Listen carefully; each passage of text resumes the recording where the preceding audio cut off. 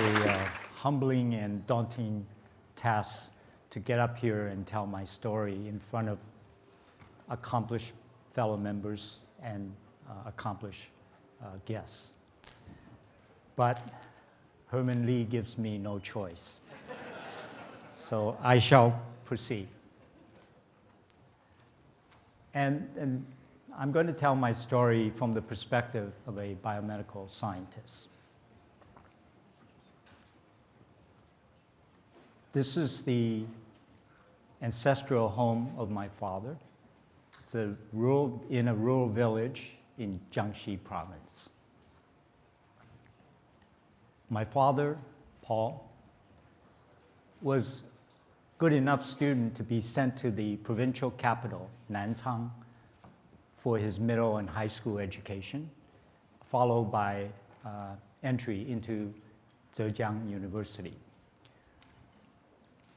He moved with the university throughout World War II, from the coastal region all the way toward Chongqing, and finally graduated in 1947. And on a whim, he decided to go to Taiwan with a classmate. And upon arrival, there was a great need for teachers who could teach Mandarin, as well as English and mathematics. And he did that for a short while and stayed on. And because of the fighting that broke out on the mainland, he was not able to return. One of his students is shown here, who is my mother, Sonia, who he eventually married, although I must say, in his defense, he only courted her after her graduation.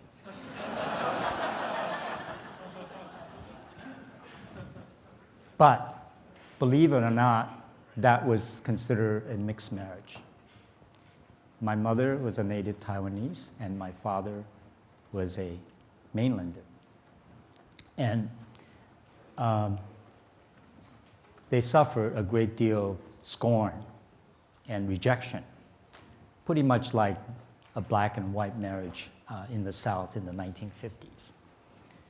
And a year later, I was the product of that union. And 2 years after that, a brother was born. And when I was this little child, I don't usually wear a bow tie. That goes for you, Clarence. My father left for advanced studies in the US, leaving behind my brother, my mother, myself, and my mother's mother, my grandma. And actually, I have few childhood memories of my own father. I just knew he was well regarded by our family and friends because he was deemed a scholar who was capable of going to the US in the 1950s to study on his own. As a child, I had some notion of the hardship that my mother was enduring, but not until I became a husband and a father did I realize the hardship they went through is, to me, unfathomable. 8 years of separation before my father would see his kids and his wife again. Nevertheless, I was a happy child, went through school in Taichung, Taiwan. And then my father actually slaved away as a student and worked part-time, and eventually got his electrical engineering degree at USC.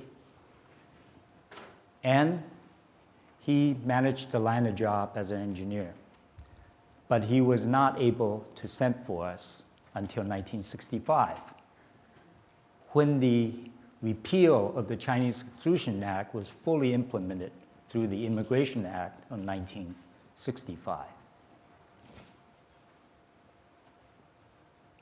So on March 3rd, 1965, as this young child, my brother, my mother, and I departed for Los Angeles via Tokyo and Hawaii.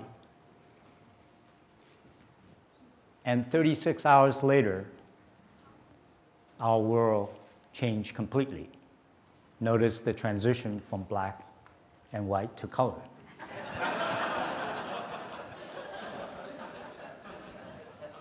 But bicycles became cars, street markets became supermarkets, and stickball on dirt roads became Lakers and Dodgers on television. But it was a difficult period. And we, because of my father, stayed at his home during his student years. This was in Watts, Los Angeles. And I went to a few months of school with mostly African American students. But we moved to a mixed neighborhood shortly after that in a different part of Los Angeles, right before the Watts riots broke out in the summer of 1965. And I entered the school in ESL classes, mostly with Hispanic students. And a pretty good student in Taiwan became a dummy in school who couldn't understand anything. And a bubbly extrovert became an introvert. And that transition, I must say, has had a lasting effect.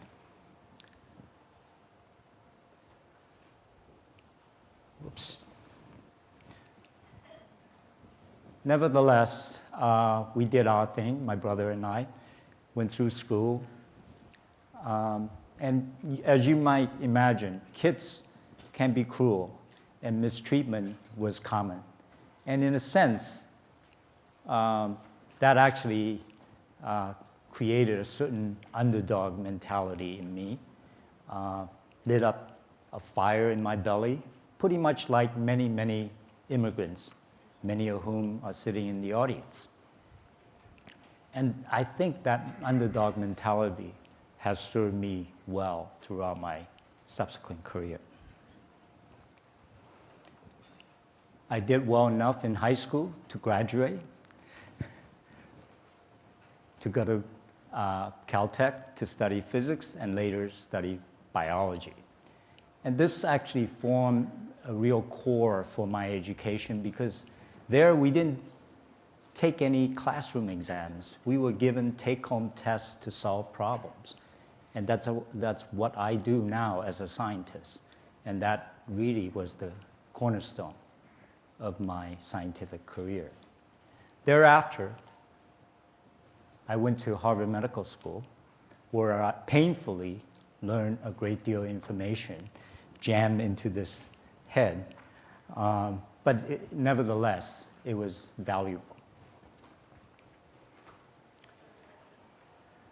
After graduation, I decided to train in internal medicine with a focus on research.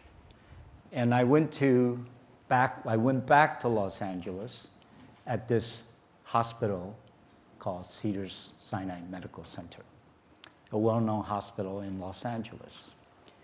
And I served as a medical intern when my first child was born. I should say I married Susan in medical school. And during my chief residency year, my son, John, was born. And I learned a great deal of medicine during that period. But then in my third year there, I had a fateful encounter that would eventually determine my career. And that's one day, this patient showed up to the hospital, short of breath. It was clear he was in distress, and the chest x-ray showed he had diffuse pneumonia, both sides, and he was short of oxygen. And he also had these remarkable skin lesions, as you could see, And on biopsy of the lung and skin, it was revealed that he had a strange organism called pneumocystis that infected the lung, and the skin lesion was a rare form of cancer called Kaposi sarcoma. We know in medicine that these two conditions were linked to a deficiency in one's immune system. Yet this individual had no such history to account for immunodeficiency. So something was grossly wrong with his immune system, but it was a mystery to us as to why that was happening. He was treated, sent home, and subsequently died in a matter of weeks. But the fascinating thing is, a few weeks later, a similar case came. And a few weeks after that, a similar case came. In rapid succession, there was 5 such cases in a short period of time. And they all had infections or conditions that suggested destruction of the immune system. Yet there was no explanation for it. There was a common link, though. They were all gay men. And when we measure certain T cells in their body, they were depleted. So this mystery began in such a fashion. And as a young physician who was already interested in infections and unexplained diseases, it caught my attention. And despite objections and advice from superiors to say, why would you focus your career on something so rare, something that affected what was then considered a fringe population, homosexual men? But something in me said, there's something scientifically important. Even rare, there's a mystery to be solved. I guess being a scientist, you have to be curious in nature. So since then, I focused on this. Those 5 cases actually formed the initial description to the US Centers for Disease Control and formed the first report of what we now call AIDS. And I have focused on AIDS and the virus that causes AIDS ever since. So it's been over 30 years of my career focused on one small organism. And throughout the rest of the 1980s, I made certain contributions to AIDS research, which I will not elaborate. And I made enough to get the attention of a search committee that was searching to form a new AIDS research institute here in New York City. At that time, the epicenter of the AIDS epidemic. And the person who came calling is not a medical scientist. You could say it was an old Jewish lady named Irene Diamond, shown here. And her husband and her had formed a foundation here in New York City called the Aaron Diamond Foundation.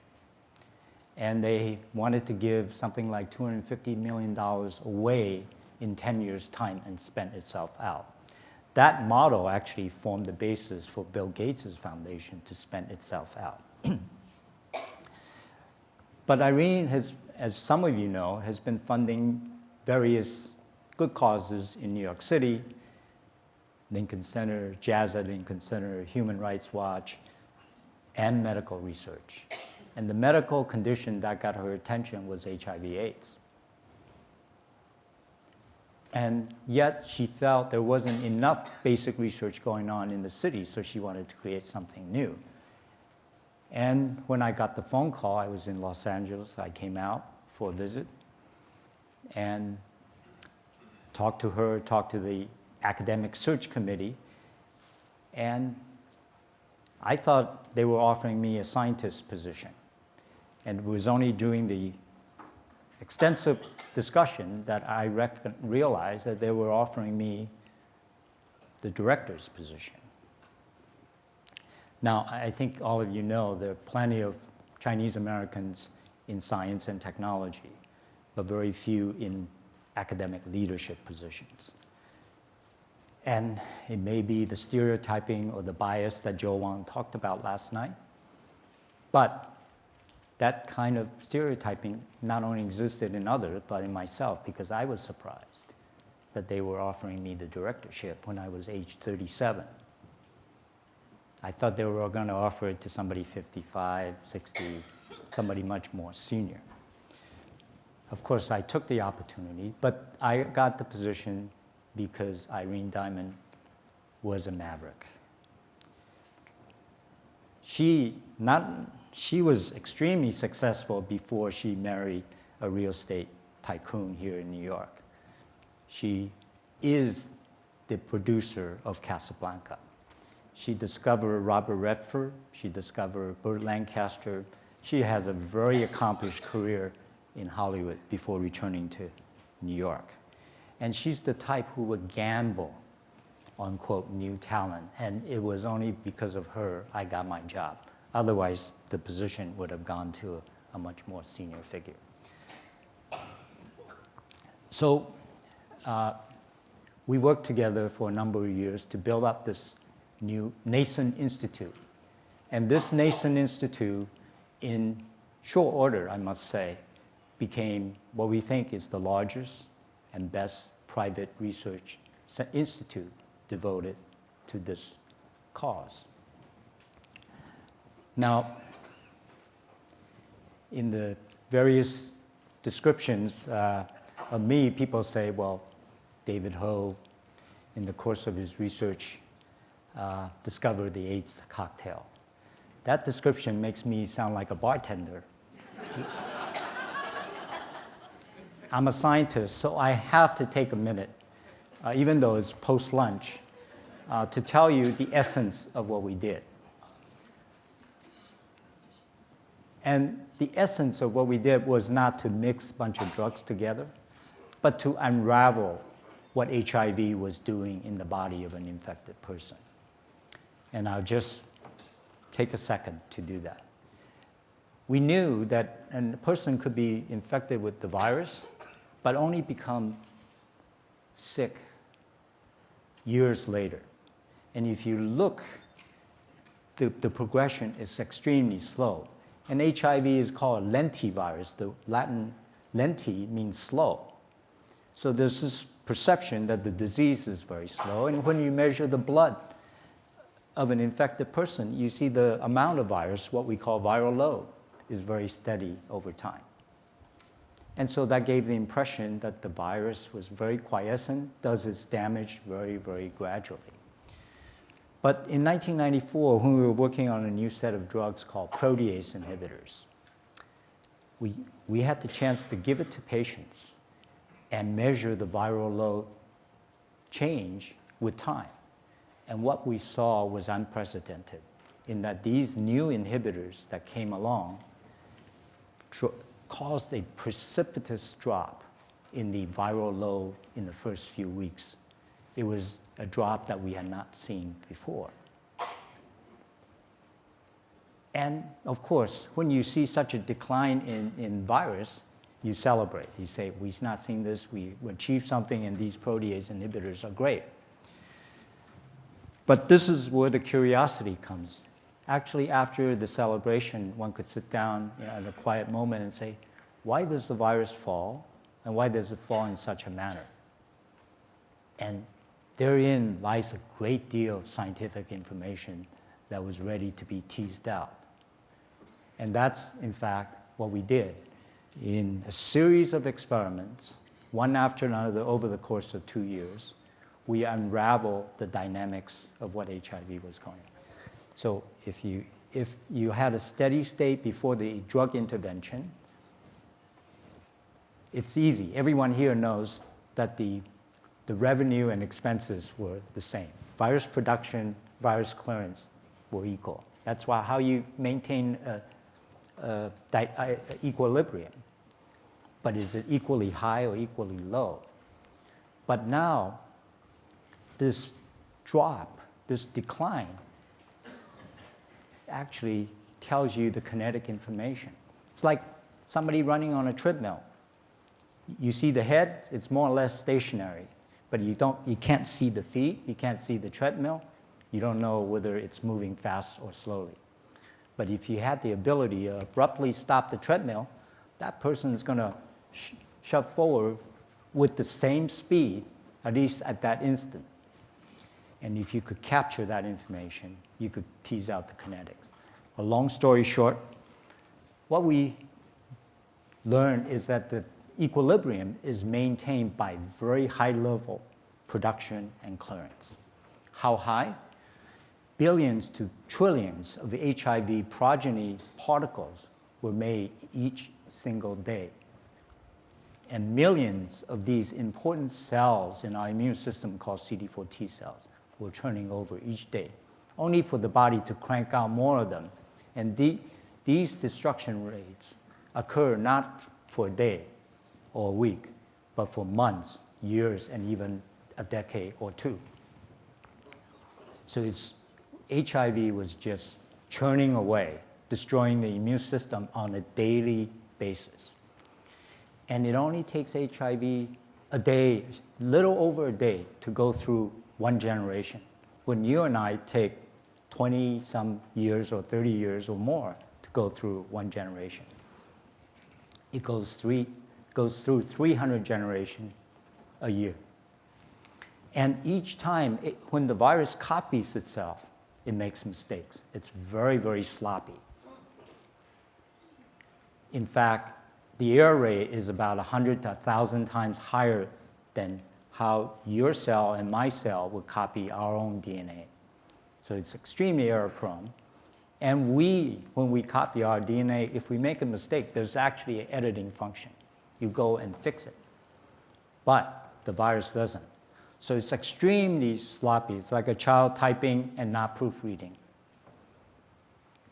You would say, well, that's really bad for the virus. But it's really adaptable for the virus. It makes tens of millions of new variants or mutants every single day. And so it doesn't care if it makes a lot of variants that are no good, as long as it makes new variants that could adjust to new conditions, including your immune system, including the drugs you throw at the virus. And given such numbers, we were looking at Darwinian evolution fast forward. So it was evident that if you treat this virus with one drug at a time, the virus will always win.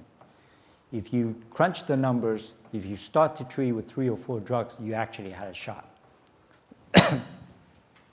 With this realization, there was a rush to demonstrate whether this concept is true or not. And by 1995, we thought if we came up with this concept, we ought to be the first to test. So we rushed to do 3 trials at the same time in patients with the combination. And in fact, in red here, you see the so-called viral load drop. And this drop, for the very first time in AIDS therapy, was durable in that it was sustained for a long time. And by 1996, we knew it could be maintained. And as you drop the virus, the immune system regenerates itself, at least partially, if not completely. And this is, you could say, the turning point in the treatment of HIV/AIDS. And at that point forward, at least to patients who could access therapy, a death sentence became a treatable condition. And that's where we are today in the developed world, and more such therapies are being applied in the developing world, including in Africa, where now millions of patients are receiving antiretroviral therapy. So at a minimum, the global impact is over 20 million person-years of life. Of course, for this work, I have received more than my share of credit, recognition, awards. But the mission is really incomplete. 35 million people have died of this infection. Another 36 are living with HIV. capable of transmitting the virus to others. And as you could see, the new infection rate is 2.2 million per year. That tells you the enormity of this epidemic. I like to say this is the biggest epidemic in human history in actual numbers. So the research continues. Today, my group is focused on vaccine development or developing agents that could serve as substitute for vaccine, because I believe the vaccine is still years and years away. I won't bore you with what we are trying to do right now. But let me turn the clock back to year 2000. It was clear that China was suffering from the same epidemic, except maybe shifted by 5 to 10 years later. And there were two, in fact, at that point, one in Yunnan and the border and adjacent provinces all the way to the northwest in Xinjiang. And this is an epidemic propelled by injection drug use. And then there was the unfortunate blood selling problem in Henan and adjacent provinces that caused a great deal of devastation. And of course, by then, year 2000, I have developed enough of a reputation to be invited to China to give talks on this subject. And it was clear that help was needed there.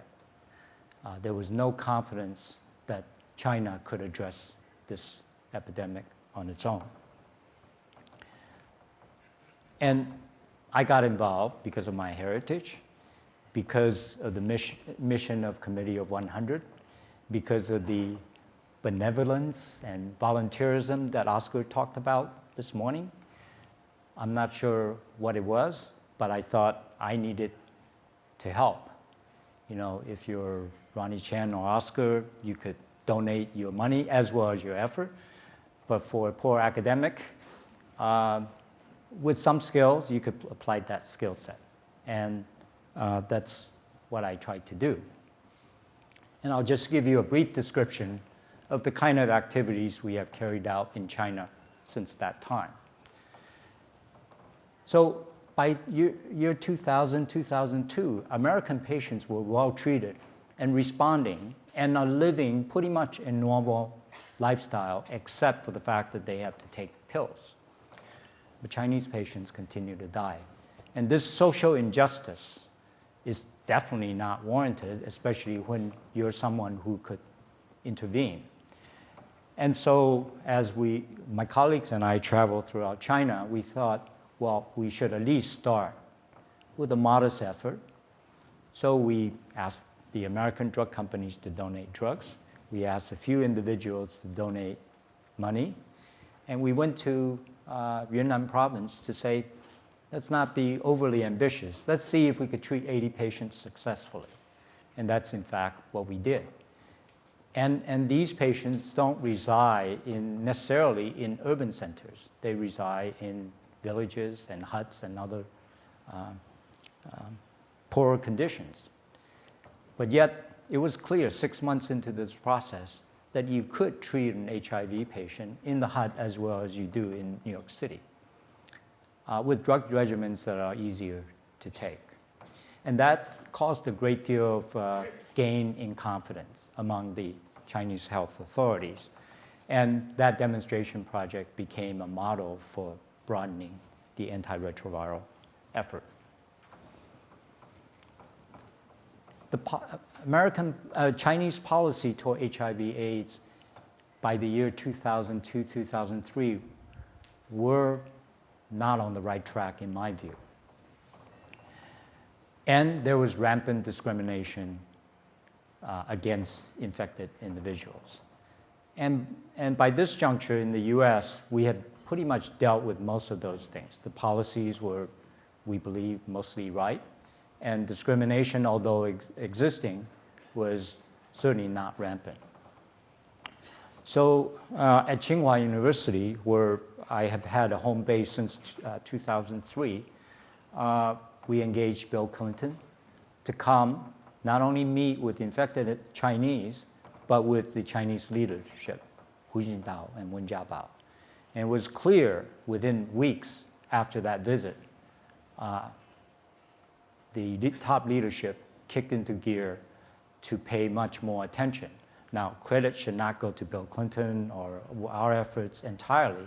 We had a small part, but this came after the wake-up call that China received post-SARS. It highlighted the importance of public health, and that, we think, had a dramatic difference. And here we also engaged two big individuals, NBA stars, Yao Ming and Magic Johnson, one Chinese, one American, one uninfected, one infected. And their interaction certainly alleviated certain irrational fears about casual transmission of this virus, HIV. I think I will just tell you about this. By the year 2006, infected pregnant women were still passing the virus to their newborns in China at a rate of 35%. Whereas in New York City, the rate had been reduced to less than 2%. How can you allow this to go on? And so, through the generosity of many people in Hong Kong, in the US, in New York, and California, we assembled a consortium to tackle this, and been doing this ever since year 2007, to say we could intervene and make sure newborns to infected mothers are not infected. And in fact, through that effort, we lowered the transmission rate to 0.6%. And these were done in border regions that approximate Myanmar and Vietnam. And these are some of the happy outcomes. And this project has, again, become sort of the model for other provinces in China to emulate in terms of reducing mother-to-child transmission of the virus. I've been going on. I see Holly standing up. So I would say that, like a good Chinese son, I have to say that I am who I am because of loving and gentle guidance of my parents. This is a photograph taken at Huntington Library in LA on the occasion of my father's 90th birthday. He passed away 6 months after that, and 3 weeks ago, my mother passed away. I wouldn't be who I am without the support of my nuclear family, which is growing. And finally, I know that it's impossible for me to be preachy with an accomplished group like the C100, but I noticed that there are young folks in the audience. So I will just share a few reflections. What lessons have I learned? Too many to list, but I will be short. Holly, don't worry. First is serendipity and preparedness. I had a chance encounter with HIV/AIDS. In some ways, I think I was prepared for that chance encounter. And as Louis Pasteur said, chance favors the prepared mind. I think the other point I've taken away is conviction and the willingness to take informed risk. Referring to my own decision about whether to focus on this or something. I focused on a rare condition, and fortunately for me, that rare condition was scientifically important and became a major plague of our times. I think for the young, an excessive zeal to avoid risk is not advisable. And this is true not only in science, but in business and in many other sectors. This is particularly important in science, but also in life, is learning to discriminate from truth from dogma. Truth, you all know what that is. But dogma, I think you all know what that is. Personal biases pretending to be the truth. You might say hogwash. And too often, younger folks or students cannot discriminate what is truth, what is dogma, especially if they're reading the scientific literature. And yet, truth is liberating and dogma could be misguiding. And knowing the difference is crucial. And then, in our scientific endeavors, we get a set of results from one experiment, and there are always a set of options that you could pursue. You could do this, and that. But the critical part is determining what you should do. These two words in the English language sound similar and often mistakenly used interchangeably. But at least in Chinese, they're quite different. Could do, 可以做. Should do, 应该做,必须做. They're grossly different. And when you put it into Chinese, it's very obvious. But yet, to a person in career, whether in science or in other areas, this distinction sometimes is blurred. Lastly, and I'll put this down to reassure Howie. Lastly, again, from our own experience in pursuing science, is vision and action. I see many of my students, some of whom are really good at planning, others are really good at doing, but only a small subset is really good at both planning and executing. And so it requires both. And this concept is very well captured in a very famous Japanese proverb. And it states simply, vision without action is a dream. Action without vision is a nightmare. Thank you.